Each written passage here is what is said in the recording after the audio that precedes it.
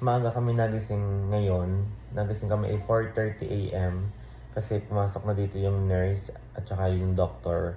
Kukunin na siya dito bago mag 6 AM kasi 6 AM yung kanyang operation ngayon. Kami nga pala ni Ate Des yung naiwan dito kasi nga dalawa lang bantay yung pwede kaya si Manuel at si Kulot pinauwi na muna kasi nga napaka init sa labas kung sa labas sila maghihintay. Ayan, si Guy ay nasa loob ng CR ngayon.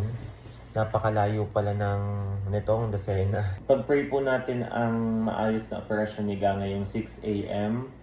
Sana po ay maging successful yung kanyang operasyon at gabayan siya ng Panginoon, pati po yung mga doctors at nurses na nagagawa po sa kanya mamaya. Palakasin po natin ang kalooban ni Chaconi at ni Chulupe guys at ng buong Katapang family.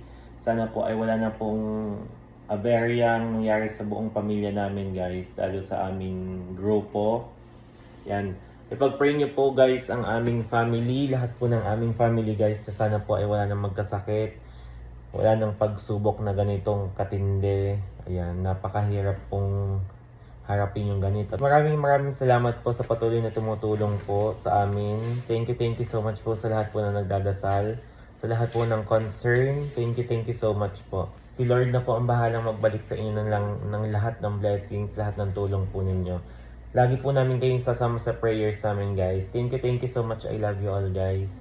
Shoutout po sa mga taga-abroad, sa ibang bansa na nag-aabot po ng tulong.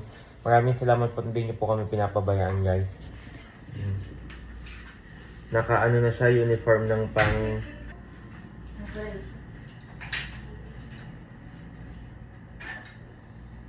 Yan. Pag-pray natin siya guys.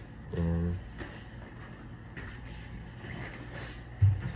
6 AM po ang kanyang operation, ngayon po ay 5:09 na. Guys, thank you so much sa lahat ng mga nag-pray. Lahat ng maraming salamat guys. Sana ay maging okay ang operasyon.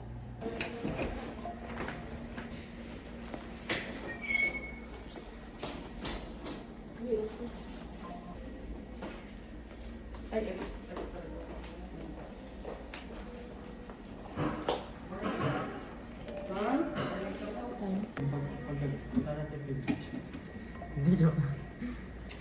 Sorry, hindi naman po masakit ang share po ninyo. Hindi na. Hindi na.